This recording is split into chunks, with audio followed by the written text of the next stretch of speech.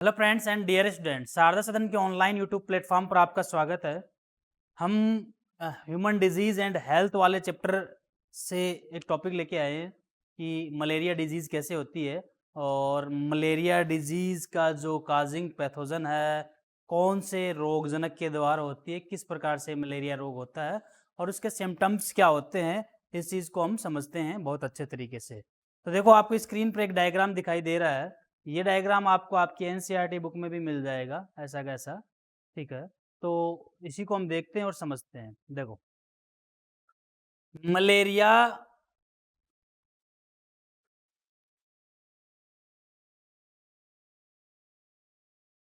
Malaria रोग जो है,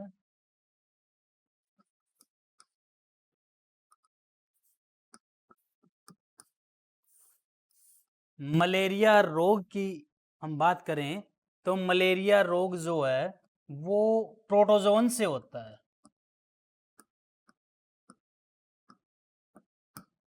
यानी इसका जो पैथोजन होता है, ना वायरस होता है, ना बैक्टीरिया होता है, ना कृमि होता है, ये एक प्रोटोजोआ होता है। क्या होता है? प्रोटोजोआ होता है। और ये जो प्रोटोजोन होता है उसका नाम होता है प्लाज्मोडियम।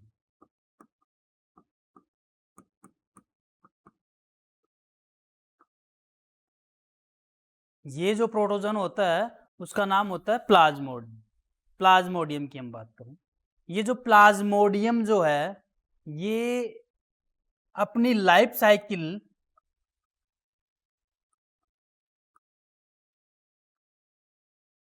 अपनी लाइफ साइकिल पूरी करने के लिए मच्छर को चुनता है। ठीक है।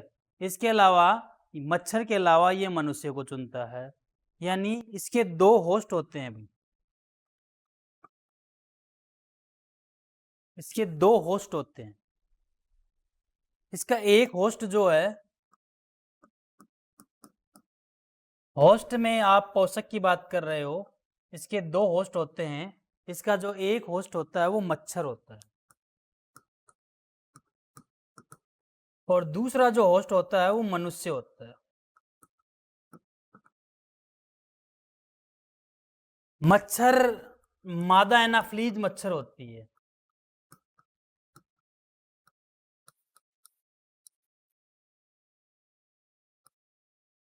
अब एक बात आपको बेशक याद रहे कि मादा एनाफ्लीज मच्छर से मलेरिया रोग काजिंग नहीं होता है। मादा एनाफ्लीज मच्छर से रोग नहीं होता, वरन ये रोग की वाहक होती है। सिर्फ रोग फैलाती है, ये ट्रांसफर करती है। बाकी रोग तो किसके कारण होता है? प्लाज्मोडियम के कारण।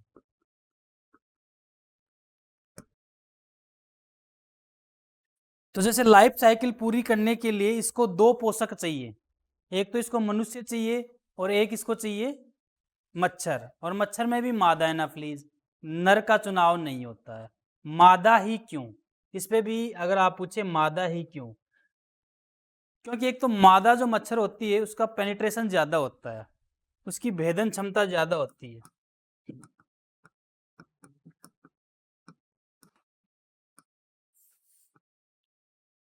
दूसरी, इसकी लार जो है उसमें मास्कटीन एक केमिकल प्रेजेंट होता है। ये मास्कटीन केमिकल जो होता है वो रक्त को स्कंदित नहीं होने देता, जमने नहीं देता। रक्त के स्कंदन को रोकता है, रक्त को जमने से रोकता है।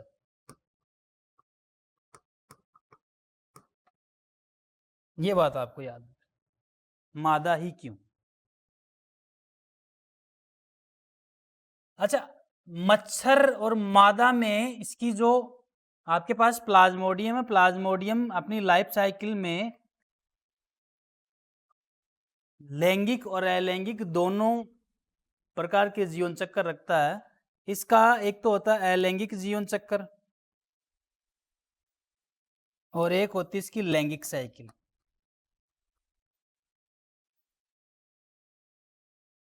मनुष्य के अंदर ये अलैंगिक साइकिल कंप्लीट करता है, जबकि मच्छर के अंदर ये लैंगिक साइकिल कंप्लीट करता है। पहले आपको पूरा व्यू यहाँ समझ में आना चाहिए, देन उसके बाद में हम डायग्राम पे चलेंगे। ये सारी बात आपको समझ में आनी चाहिए, ठीक है। अलैंगिक चक्कर मनुष्य में पूरा होता है, जबकि लैंगिक चक्कर मच्छर में। अब और बात करते हैं, जो प्लाज्मोडियम है, आपसे प्रश्न पूछा जा सकता है कि उसकी संक्रमण अवस्था का नाम बताइए। प्लाज्मोडियम की कई अवस्थाएं आती हैं, संक्रमण अवस्था, ट्रोफोजोइट अवस्था, मुद्रिका अवस्था, कई अवस्थाएं आती हैं, साइजोंट अवस्था, ठीक है। तो यहाँ पे आपसे पूछ रहा है कि इसकी संक्रमण अवस्था का नाम बताइए। तो इसकी जो संक्रमण अवस्था होती है वो स्पोरोजोइट होती है। स्पोरोजोइट होती है, हिंदी में लिख लेना स्पोरोजोइट। क्लियर?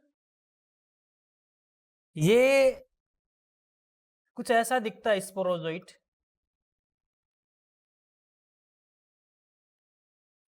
ऐसे। स्टार्ट में 6 से 15 माइक्रोन का होता है ये, लेकिन जैसे ही ये लीवर में जाता है और लीवर में ग्लाइकोजन को खाता है, लीवर में ग्लाइकोजन मिल जाएगा, आप जानते हो लीवर में ग्लाइकोजन प्रेजेंट रहता है, तो ये अपने आकार को बढ़ा लेता है, तकरीबन 40 से 45 माइक्रोन तक कर लेता है, और इस फेज को आप साइजोंट अवस्था कहते हो। जो भी बढ़ने वाली, जो भी वृद्धि वाली अवस्था होती है उसको आप साइजोंट अवस्था कह सकते हो। क्लियर? ओके, इतनी बात आपको समझ में आनी चाहिए। देन हम डायग्राम पे चलते हैं अब। अच्छा, प्लाज्मोडियम की कई प्रजातियां हैं, वैसे 4 प्रजातियां हैं, वाइवेक्स, मलेरी, आवेल, फेल्सीफेरम। यहाँ पे फेल्सीफेरम ज़्यादा डेंजरस होती है। तो किस प्रकार से दिखा रखा है ये डायग्राम, तो आप इसको, ये आपको इंग्लिश में दे रखा है, कोई बात नहीं, आप की बुक के अंदर हिंदी मीडियम वाले बच्चों में हिंदी मीडियम में दे रखा है, ठीक है। देखो लाइफ साइकिल कहाँ से स्टार्ट होती है, इसको आप समझना। ये मच्छर होस्ट की बात कर रहा है, ये मच्छर होस्ट है, और इधर वाला मानव, यानी ये इधर का जीवन चक्कर किस में बता रहा है, मानव में, इधर का किस में बता रहा है, मच्छर में। तो ये कौन सी साइकिल हो गई आपकी, अलैंगिक, और ये कौन सी हो गई, लैंगिक। सबसे पहले मादा एनाफ्लीज मच्छर स्वस्थ मनुष्य को जब काटती है तो मास्कटीन दरवे से वो रक्त जमता नहीं है, और इसकी लार में, मच्छर की लार में हजारों स्पोरोजोइट्स होते हैं। क्या होते हैं, हजारों स्पोरोजोइट होते हैं। ये स्पोरोजोइट ब्लड में ट्रांसफर कर दिए जाते हैं। किस में ट्रांसफर हो जाते हैं, ब्लड में ट्रांसफर। जैसे ही ब्लड के थ्रू ये लीवर में पहुंचते हैं, parasite reach the liver through the blood, किसके जरिए, ब्लड के जरिए। तो यहाँ पर ये ग्लाइकोजन को खाते हैं और अपने आकार में वृद्धि करते हैं। लीवर की जो सेल्स हैं, हेपेटोसाइट्स कहा जाता है लीवर की कोशिकाओं को, ये लीवर की कोशिकाएं हैं। अगर लीवर की कोशिकाओं में, ये देखो ये जा रहा है, ये लीवर की कोशिकाओं में अंदर एंटर किया, ये इसका डायग्राम दिखा रहे हैं।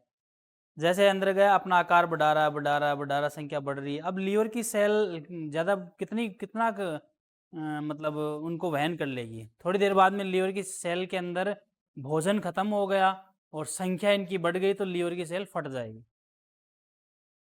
जैसे लीवर की सेल फटती है, तो आपको पता है लीवर में कोई एक सेल तो है नहीं, और भी सेल हैं, तो ये दूसरी सेल पे अटैक कर देते हैं, फिर उसको तोड़ देते हैं, फिर तीसरी पे अटैक कर देते हैं, ऐसा इनका चलता रहता है।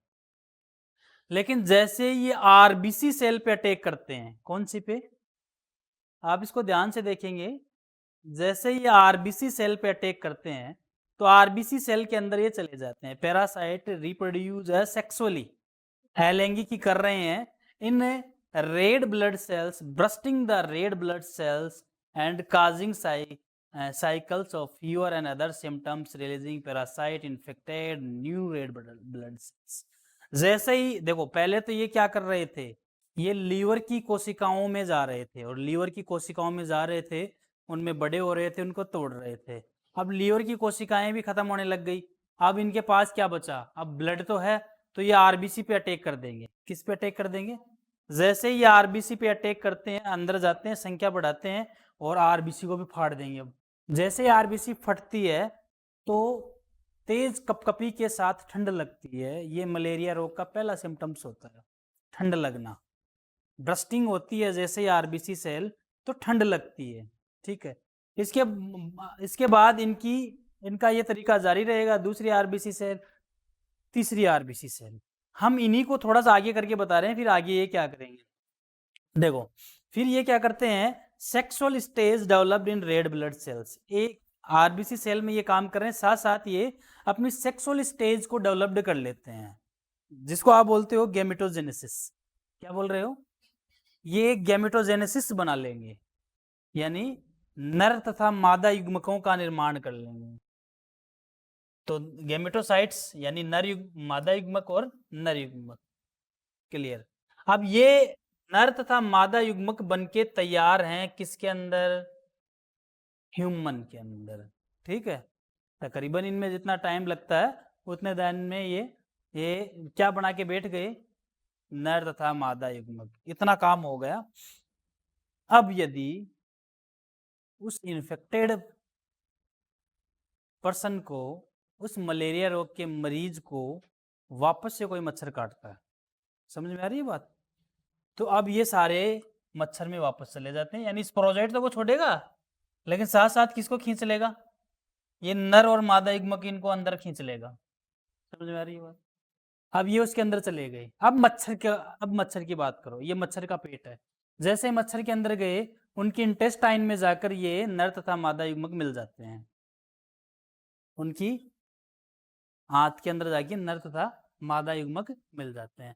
जैसे ही ये नर तथा मादा युग्मक मिल जाते हैं, फिर इनसे जायगोट वगैरह बनते हैं। जायगोट आगे जाके डिवीजन करते हैं, तो वापस से स्पोरोजोइट बन जाते हैं। क्या बन जाते हैं, और स्पोरोजोइट जो बनते हैं, ये मच्छर की लार में आ जाते हैं। अब मच्छर वापस से तैयार है किसी दूसरे को इन्फेक्टेड करने के लिए। ये इनकी लाइफ साइकिल है, बहुत कॉमन सी है, इतनी बड़ी नहीं है। तो समझ में आई होगी बात।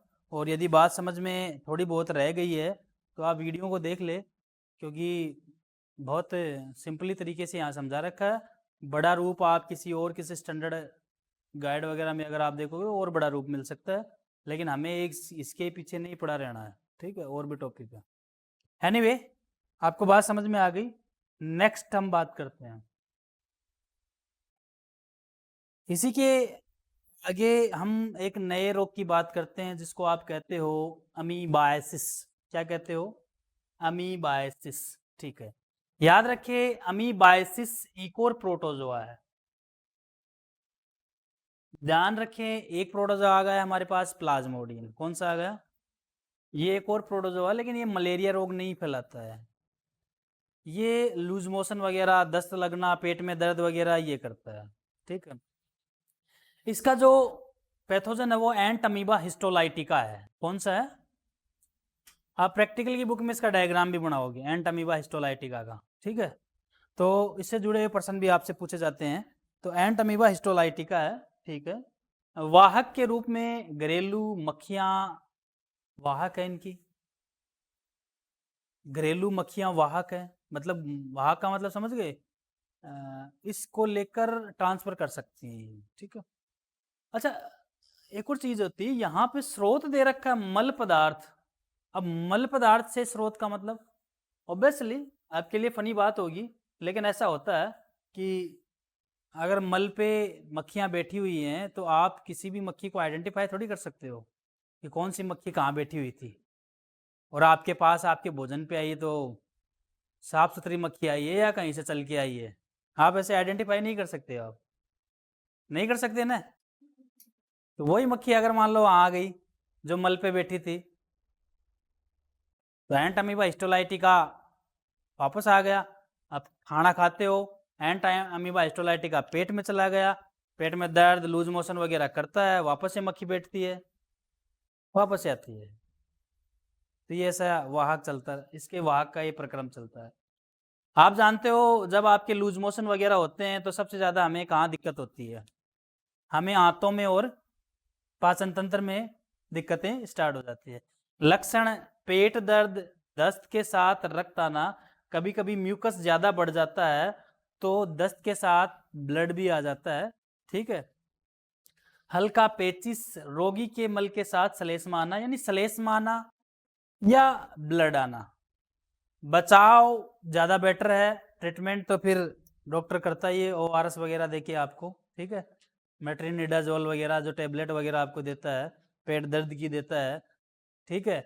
इससे बेटर बचाव है। दूषित भोजन व जल का सेवन ना करें, सीधी सी बात है। आप दूषित भोजन व जल का सेवन ना करें। देखो रेयरली क्या होता है, हम करते भी नहीं है वैसे, लेकिन कभी कभी क्या होता है कहीं यात्रा कर रहे हैं बस वगैरह में, ट्रेन वगैरह में, तो वहाँ पानी का अगर सोर्स नहीं है तो वो जो लगी हुई टैंक होते हैं उनमें हमें पानी पीना पड़ता है। तो वहाँ का हम कह नहीं सकते कि भाई हमारे पास जो कंटामिनेटेड वाटर आ रहा है या नहीं आ रहा है, वहाँ का हम कह नहीं सकते। तो रेयरली हो सकता है, रोज़ाना तो हम नहीं कह सकते, ठीक है। और वैसे भी साफ़ सफाई रखनी चाहिए। चैप्टर ही ये कह रहा है आपको कि आप यदि साफ सफाई रखोगे तो आप स्वस्थ रहोगे, नहीं रहोगे। ज़रूरी नहीं है कि हर घर में RO या फिल्टर वाटर की व्यवस्था हो। गरीब तबके के परिवार भी हैं, ठीक है। तो ऐसा तो है नहीं कि भाई सभी के पास RO की व्यवस्था हो।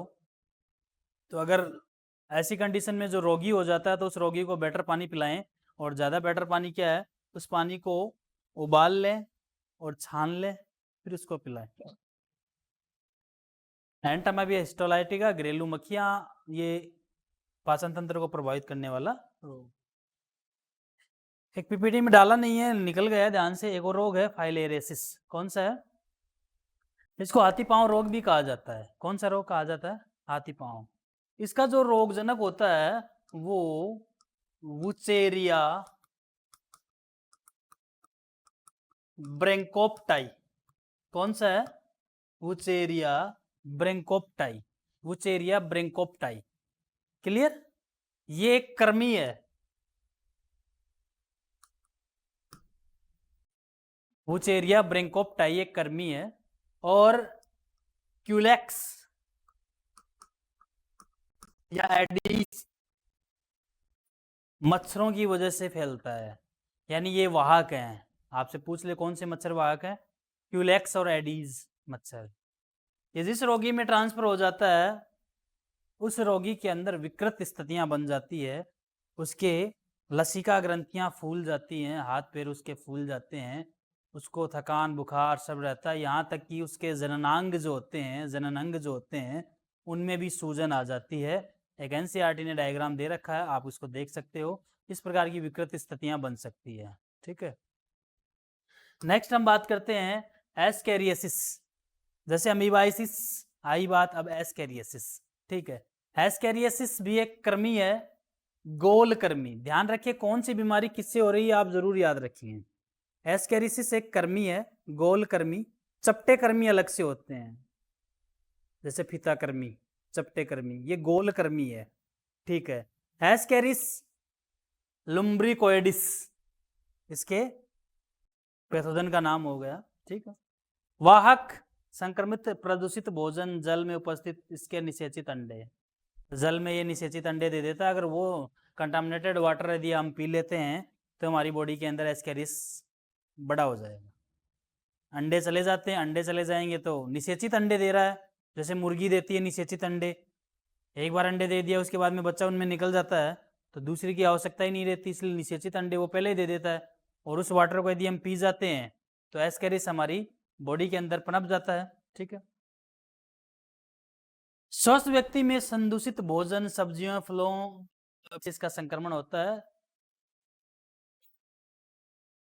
छोटी आंत और आंत्र सलेस्मा यानी छोटी आंत को प्रभावित करता है। वही सिम्टम्स हैं, पेट दर्द, उल्टी, सिर दर्द, चिड़चिड़ापन, अपैच, आंतरिक रक्तता। लेकिन हाँ ये जरूर याद रखें, सर बोले कॉमन से आ रहे हैं, नहीं नहीं नहीं, कॉमन से आ रहे हैं ठीक है, लेकिन वो ऐसे कंफ्यूज कर सकता है आपको, कृमि से कौन सा हुआ, बैक्टीरिया से कौन सा हुआ, प्रोटोजोआ से कौन सा हो रहा है, इनमें ही कंफ्यूज कर देगा वो। ऑब्वियसली ऐसा ही पेट दर्द वाला पहले आ गया, एक और पेट दर्द वाला आ गया, लेकिन आप इनमें एक चीज जरूर याद रखेंगे कि कृमि, बैक्टीरिया या प्रोटोजोआ। ठीक है, कृमि, बैक्टीरिया या प्रोटोजोआ, कौन सा आ रहा है। ठीक है, क्लियर। अगर पेट दर्द की बात करें तो टाइफाइड में भी पेट दर्द होता है, वो बैक्टीरिया हो गया। अगर पेट दर्द की बात करें तो एंटामीबा हिस्टोलाइटिका भी पेट दर्द कर रहा है, और ये प्रोटोजोआ हो गया। अगर पेट दर्द की बात करें तो एस्केरिस भी पेट दर्द कर रहा है, और ये कृमि हो गया। क्या हो गया, तो इस प्रकार से आपको याद रखना। वही है, जल को उबाल कर छान कर पीना चाहिए, दूषित भोजन का सेवन नहीं करना चाहिए, प्रॉपर देख रेख होनी चाहिए, इस आधार पर से बचा जा सके। दाद एक कॉमन सी डिजीज होती है, दाद, ऐसा कैंडिडेट कोई नहीं है क्लास में, और ऑब्वियसली मैं भी, कि जिनके दाद नहीं हुए हैं। दाद एक कॉमन डिजीज है, ठीक है। दाद इस मौसम में ज़्यादा होते हैं, जो अभी रेनी सीजन चल रहा है ना, इसमें थोड़े ज़्यादा हो जाते हैं दाद, क्योंकि यहाँ पे मॉइस्ट कंडीशन मिल जाती है उन्हें। दाद की अगर हम बात करें तो दाद जो होते हैं कवक वंश से आते हैं, तो जो कवक है उनको मॉइस्ट कंडीशन मिलती है। ये कवक वगैरह आपको मिट्टी में मिलेंगे, कहाँ मिलेंगे, मिट्टी में। आपको नाम याद रखने हैं, माइक्रोस्पोरम, ट्राइकोफाइटोन, और जो आपके 3 दे रखे हैं, ये जो कवक वंश हैं, ये आप दाद फैलाते हैं। दाद के सिम्टम्स आप जानते हो, ऐसे विचक्तियां हो जाती हैं, ऐसे विचक्तियों में तेज खुजली, ऐसे ऐसे ऐसे गहरा सा नहीं बन जाता, ऐसे इनमें तेज खुजली चलती है, और ग्रोइंग रीजन में ज़्यादा होते हैं, जैसे यहाँ हो गए, ठीक है, ग्रोइंग रीजन में ज़्यादा होते हैं, ठीक है। ऑब्वियसली आप इससे क्या करोगे, जो भी एंटी फंगल जो ट्रीटमेंट है वो आपको लेना पड़ेगा, आप मिट्टी से दूर रहोगे, ठीक है। और ऑब्वियसली ये एक संक्रामक रोग है, तो आप ऐसा ना समझें कि जिसके दाद हो गए उसके पास कोई दूसरा बैठता तो उसको दाद नहीं होगा, हो जाएगा, संक्रामक रोग है तो हो जाएगा, ठीक है। और एक और टॉपिक डाल रखा है एनसीईआरटी ने कि आप ये बताएं कि संक्रामक रोगों से कैसे बचा जाए। यहाँ पे बचाव और नियंत्रण है, एनसीईआरटी ने यही पूछा, न कि ये पूछा ट्रीटमेंट बताइए। तो बचाव और नियंत्रण कुछ चीजें तो आप खुद ही लिख सकते हो, जैसे आपको यहाँ पे आ रही है। भाई हमें क्या करना चाहिए, हमें व्यक्तिगत स्वच्छता रखनी बहुत जरूरी है। क्या रखनी है, व्यक्तिगत स्वच्छता, शारीरिक स्वच्छता। भाई पर्सनली हम स्वच्छ रहें, और शारीरिक रूप से हम स्वच्छ रहें, तथा स्वच्छ भोजन का सेवन करें, संक्रामक रोगों से एक हद तक बचा जा सकता है। अगर हम बेकार भोजन न करें, बेकार का मतलब मैं ये नहीं बोल रहा कि यहाँ पे आपको न्यूट्रिएंट वाले फूड की कोई बता रहा है, वो सिर्फ इतना बोल रहा है कि दूषित भोजन न करें, जिसको हम कॉमन बोलते हैं बासी भोजन। ऐसा भोजन नहीं करें जिनमें वो जो ज़्यादा टाइम का हो गया और उसमें कवक वगैरह कोई ग्रो कर गई है, ऐसा भोजन करोगे तो आप संक्रामक डिजीज आपके पास आ जाएगी, ठीक है। इसके अलावा एक और चीज़ समझाने की बात है, बहुत अच्छी बात है, याद आई कि बच्चे हैं या फिर कोई और भी है, कभी कभी उसका मन ये करता है कि वो जंक फूड खा ले, और ऑब्वियसली हम बाहर जाते हैं तो जंक फूड खाने का ज़्यादा मन करता है, जैसे ही कोई स्टॉल वगैरह हम देखते हैं तो, लेकिन वो आप खा लो, जंक फूड का ये नहीं है, लेकिन वो प्रॉपर हाइजीन कंडीशन से बना या नहीं बना, ये आप ज़रूर देखें। वो सुबह से शाम तक वो आगे रख रखा है, वो समोसे पिज़्ज़ा जो भी है, और उन पे मतलब धूल चढ़ रही है, बस जा रही हैं, धूल चढ़ रही है, आप वही मांग के उसको खा लेते हो। थोड़ा हाइजीन का ख्याल रखें, हाइजीन, ठीक है। और अपने इम्यून सिस्टम को भी ध्यान रखें। आपको पता है आप जल्दी से बीमार हो, पेयजल स्रोतों तथा खाद्य पदार्थों का संदूषण रहित करके अपशिष्ट व मलमूत्र का समुचित निपटान करके संक्रामक रोगों से बचा जा सकता है। भाई ये सार्वजनिक स्वच्छता जो है कुछ हद तक तो गवर्नमेंट इस पे कंट्रोल करती है, और कुछ हद तक हम इस पे कंट्रोल कर सकते हैं। जैसे बहुत कॉमन सी बात है कि अगर आप अपना कचरा जो है डस्टबिन में डाल रहे हो, कहीं पे भी बैठे हो, आप रेलवे स्टेशन बैठे हो या फिर आप बस स्टैंड बैठे हो, तो एक अच्छी आदत के साथ साथ आप लोगों को जागरूक भी कर सकते हो। ऐसे कर सकते हो कि आप यदि डस्टबिन में डाल रहे हो तो आपके साथ 5 और बैठे हैं ना, वो भी अगर मान लो कोई रैपर चिप्स का ले रखा आदमी, तो आपको देख के वो डस्टबिन में ही डालेंगे। ये कॉमन सी आदत हो जाती है, हैबिट। तो कोई नहीं करे तो हम स्टार्ट करें, कोई बेकार बात थोड़ी है। अरे हमें हमारे समाज को स्वच्छ रखना है तो कोई नहीं करे तो हम स्टार्ट करें, ठीक है। इसके अलावा कचरे का समुचित निपटान होना चाहिए। आपके घर में भी कचरे का समुचित निपटान होना चाहिए। आपके घर में कचरा भरा पड़ा है, रोज आप झाड़ू लगा रहे हो, लेकिन नीचे जो कचरे का पात्र है वो भरा पड़ा है, उसमें मक्खियां बैठ रही है, मच्छर बैठ रहे हैं, कीड़े चल रहे हैं, वो आप रोज सफाई कर रहे हो, लेना देना कुछ नहीं, बीमारियों का एक प्रकार से मोस्ट वेलकम है, ठीक है। इसके अलावा मलमूत्र का सही जगह पर त्याग, सही जगह पर विसर्जन, ठीक है। तो अभी तो गवर्नमेंट ने ये जो स्वच्छ भारत अभियान चलाया तो उसके तहत सभी घर में पक्के ये जो टॉयलेट वगैरह हैं बन गए हैं। अभी भी गांव में बाहर का इन्वायरमेंट लोगों को ज़्यादा अच्छा लगता है, ठीक है। रोग वाहकों का नियंत्रण, ये सबसे अच्छी बात। लेकिन रोग वाहकों का नियंत्रण जो आप है वो किसी ट्रीटमेंट से न करें। रोग वाहकों का नियंत्रण मैंने बताया बचाव या नियंत्रण। अच्छा, नियंत्रण जैसे कोई दवाई वगैरह से नहीं कर रहे हैं। यहाँ पे कॉमन सा एक तरीका बताया इन्होंने, क्या? रोग वाहकों का नियंत्रण अनेक रोग जैसे मलेरिया, डेंगू, हाथीपाऊ, अमीबिए, पेचिस के वाहक मक्खी और मच्छर होते हैं। ज्यादातर आपको रोग वाहक कौन मिलेगा? मक्खी और मच्छर, जिनको नियंत्रित करने के लिए आप रोग वाहकों का नियंत्रण कर सकते हो। जैसे कैसे? एक मछली होती है गैम्बूसिया मछली, कहीं नाम दे रखा गैम्बूजिया मछली। ये भी गम्बूजिया मछली जो होती है, जहाँ आपको कोई जोड़ या पौंड दिखे जहाँ पे ज़्यादा कचरा है, मच्छर वगैरह गंदगी ज़्यादा है, वो गम्बूजिया मछली के लार्वा लाके छोड़ दो आप। छोटे जैसे ही वो बड़े होंगे फिर वो मच्छर वच्छर मक्खियों की के जो लार्वा उनको खा जाएंगे। तो बायो कंट्रोलर हो गए अच्छे से, ठीक। कीटनाशकों का उपयोग कर सकते हैं, कीटों को खत्म किया जा सकता है। जाली के दरवाजे, खिड़कियां, मच्छरदानी का प्रयोग आप कर सकते हैं। प्रजनन स्थलों को ही खत्म कर दें आप। जैसे मैंने बताया कि आप छत के ऊपर कोई टायर पड़ा है, कोई टूटा हुआ कोई पात्र पड़ा है, उसमें से पानी इकट्ठा है, तो ये प्रजनन स्थल हो गया मच्छर का। आप उसको हटा दें तो प्रजनन स्थल बंद हो जाएगा, तो मच्छर आएंगे नहीं, ठीक है।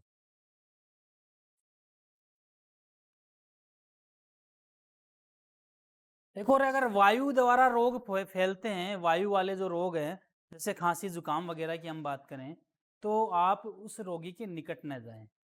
या फिर आपने देखा है कि जब कोरोना डिजीज भयानक रूप से जब आई थी तो सबने मुंह पर मास्क लगाना स्टार्ट कर दिया था और काफ़ी टाइम तक लगाया था, ठीक है। तो बेशक आप मुंह पर मास्क जो होता है कोरोना के लिए नहीं, किसी भी वायरल जो डिजीज है जो हवा से कांटेक्ट में आ रही है उसके लिए लगा सकते हो आप। टीकाकरण का विशेष ध्यान रखें। टीकाकरण का, भाई आप आज 12th क्लास में पढ़ रहे हो तो आपके अब तो कौन से टीकाकरण होने हैं, लेकिन आप किसी को जागरूक कर सकते हो। घर में जो छोटे बच्चे हैं जो 5 साल तक के एज से कम है, उनको आप टीकाकरण की सलाह, और बिल्कुल आप यदि देखें गवर्नमेंट हॉस्पिटलों में टीकाकरण मुफ्त होता है, किसी प्रकार का कोई पैसा नहीं देना पड़ता है, बस जागरूक रहे, टाइम पे लगवाएं, ठीक है। एंटीबायोटिक्स व अन्य औषधियाँ जो हैं उनका भी इस्तेमाल किया जा सकता है, ठीक है। देन उसके बाद में एक टॉपिक रहेगा प्रतिरक्षा तंत्र, इम्यून सिस्टम की हम बात करेंगे, ठीक है। तो दूसरा टॉपिक मैं नेक्स्ट क्लास में लूँगा, एक साथ इतना बड़े टॉपिक नहीं डालेंगे। तो अभी के लिए बस इतना ही। कुछ डिजीज़ वगैरह जो आपकी ख़त्म हो गई, अब इम्यून सिस्टम यानी प्रतिरक्षा तंत्र मैं नेक्स्ट क्लास में लेता हूँ। Okay, thank you so much.